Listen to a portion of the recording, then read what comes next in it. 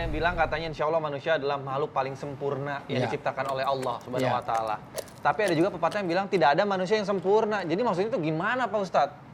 Pertama, kesempurnaan secara makhluk. Artinya, di antara semua makhluk yang paling sempurna adalah manusia. Laqad khalaqnal insana fi ahsani taqwim, surat At-Tin. Sungguh aku ciptakan manusia sebagai makhluk yang paling mulia, paling sempurna, karena semuanya sebab ergonomis. Misalnya jari-jari sampai kepada lipatan, ini sempurna. Sehingga kalau mau makan pas. Itu tidak terjadi untuk kepada kambing, sapi. Itu mau garuk-garuk aja susah loh. Dia mau gatal gimana bisa. Manusia punya kesempurnaan, tapi sesempurna-sempurnanya manusia dia tetap makhluk. Tetap pasti punya kekurangannya. Yang sempurna hanya milik Allah. Iya, Masya Allah. Jadi gitu Nat, aku nggak sempurna, kamu nggak mau terima-terima aku aja.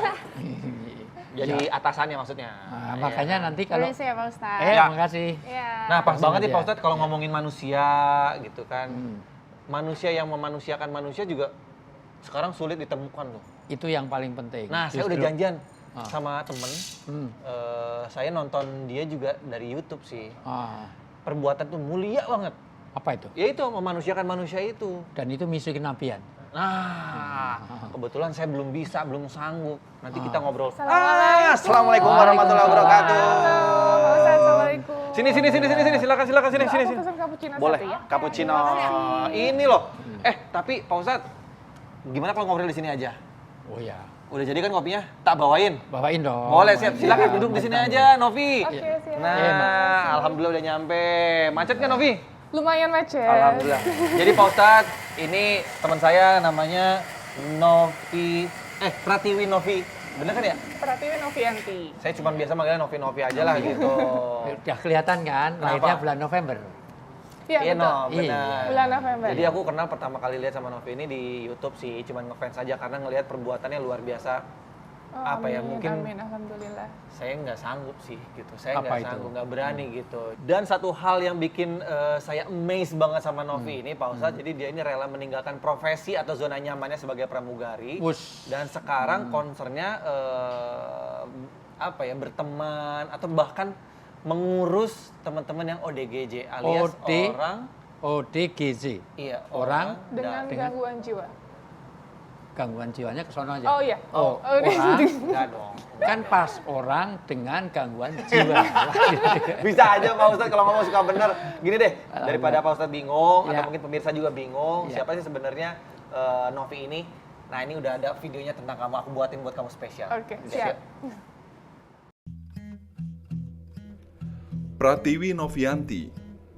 Ia adalah seorang mantan pramugari di salah satu maskapai penerbangan Indonesia selama 8 tahun.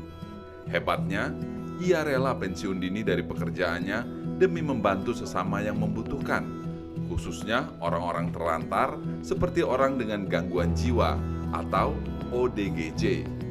Sepak terjang wanita yang biasa dipanggil Novi ini menuai banyak pujian. Totalitas yang Novi tunjukkan dalam membantu orang banyak tidak pernah setengah-setengah.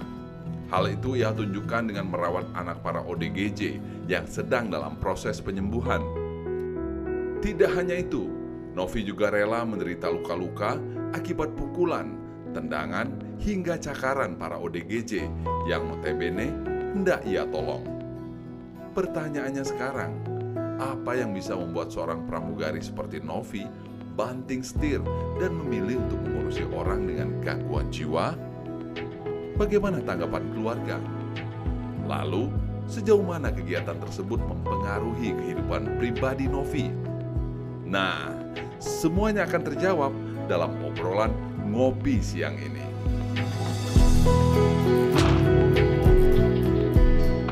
Tuh, Pak Ustadz. Subhanallah, Masya Allah, luar biasa. Itu misi kenabian Pak ya. Misi Nabi utama itu memanusiakan manusia. Oh gitu Pak Ustadz. Biasa.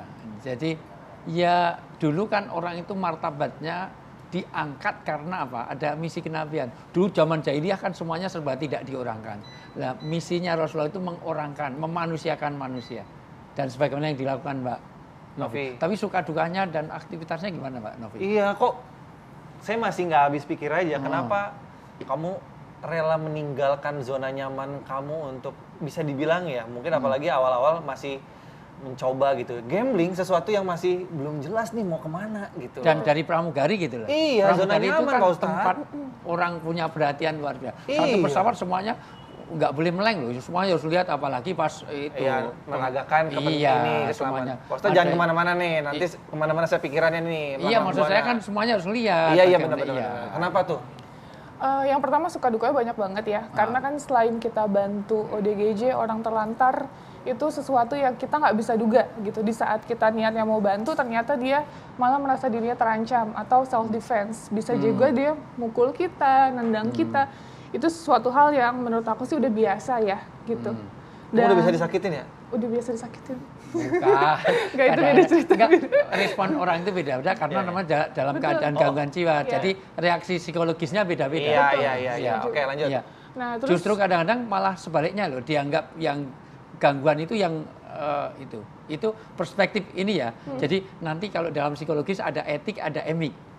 Etik Wih, itu berarti. adalah ketika kita memposisikan dia atas nama kita.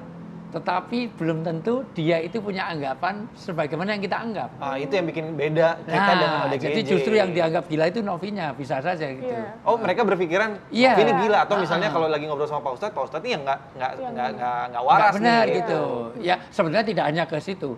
Teman-teman yang di jalanan pun juga seperti itu. Ini Oke. bicara teori ya. Iya. Maksud saya gini, belum tentu orang anak-anak yang di jalanan merasa tidak bahagia. Oh kasihan di pinggir jalan. Justru yang kasihan itu yang jadi kru itu harus pakai seragam, jam begini. Menurut mereka justru yang bahagia itu yang anak-anak yang di jalanan. Yang Ya, bebas. jadi, Yang ya, itu bebas. persepsi itu. Iya, Ya tapi bagus Iya. Novi tadi ya. Tapi beneran Nov, Iya. intinya why? Mm. Itu tanda tanya besar banget sih. Kenapa memilih jalan itu gitu? Kamu cantik, masih muda, bahkan udah bisa dibilang sukses. Kenapa ditinggalkan? Kenapa memilih jalan ini sih? Panggilan apa itu? Kalau pertama sih aku ngerasa kebahagiaan yang nggak bisa dibayarkan oleh uang. Itu yang pertama. Iya. Jadi ketika kita menolong seseorang, ODGJ khususnya, terus udah lama hilang, mungkin 10 tahun, 20 tahun, terus ketemu sama keluarganya. Itu sesuatu yang kadang ngebuat aku, wah hidup aku masih berharga, bisa Priceless lah iya, pokoknya betul, ya. bisa ngebantu orang lain, terus Allah masih mempercayakan saya Oke. dengan diberikan kesehatan untuk ngebantu Oke. orang-orang sekitar. Coba tapi kita tarik jauh gitu misalnya. Triggernya apa sih tiba-tiba memutuskan? Atau awal mulanya berhubungan dengan ODGJ itu apa sih? Waktu itu aku unpaid leave, cuti di luar tanggungan 1 tahun. Terus aku unpaid leave.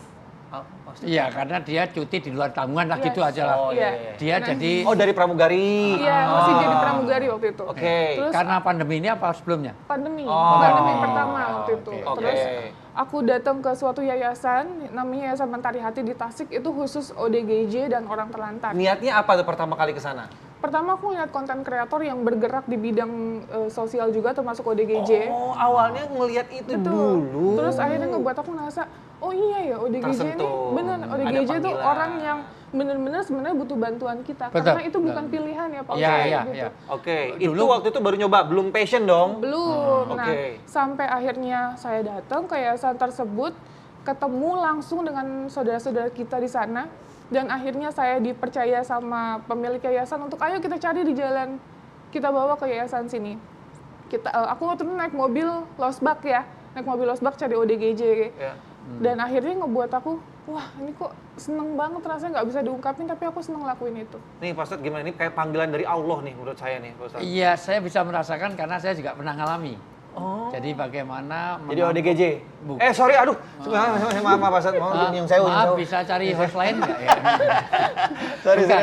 sorry. Pengennya satu, betul. Dia bukan pilihan. Pilihannya dia dulu pengennya nggak seperti itu. Pengennya jadi host. Pengennya punya istri yang dokter. Pengennya gitu semuanya. Tapi kan tidak semua punya peluang. Satu. Kedua, saya sendiri pernah menampung kayak rumah singgah. Tetapi tidak mudah. Betul. Dari sekian banyak itu yang lari ke jalan lagi, balik ke jalan lagi juga banyak. Di pesantren saya. Nah, itu artinya ada satu hal yang saya pikir itu harus kita perhatikan bahwa ini ya justru itu pembelajaran bagi kita dan mempelajari orang itu tidak mudah itu. Iya, iya, Karena menyampaikan maksud kita aja tidak mudah ya Naf Iya, ya. betul. Ya, mungkin kita maksud kita baik, belum Iya, tentu baik. direspon baik oleh mereka. Betul. Dan juga Yang penting niat. Ya. Waladina jahadu fina lanahdiyanahum subulana. Di dalam Al-Quran, orang-orang yang punya kesungguhan untuk niat baik, ada jalan. Ada jalannya. Iya. Ya, ada jalan. Nah, jadi, Iya. Terima kasih. Makasih, Nat. ya, insyaallah. Enaknya di sini loh. Sudah ngobrol, dapat kopi, dapat ilmu, Iya. dan kita banyak belajar dari Mbak Novi nanti. Karena Saling ngopi, belajar Pak Ustadz. ngobrol perihal perihal iman. iman.